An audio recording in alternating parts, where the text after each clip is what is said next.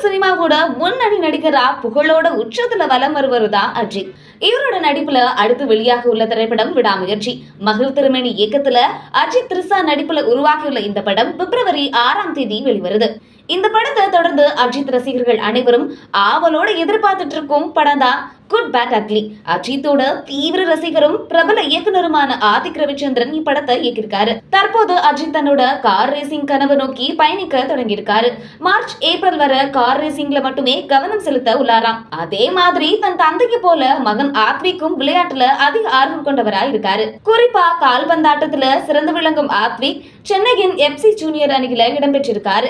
இந்த நிலையில ஆத்விக் அவர் பள்ளியில் நடைபெற்ற ஓட்டப்பந்தயத்துல கலந்து கொண்டு முதலிடம் பிடிச்சிருக்காரு.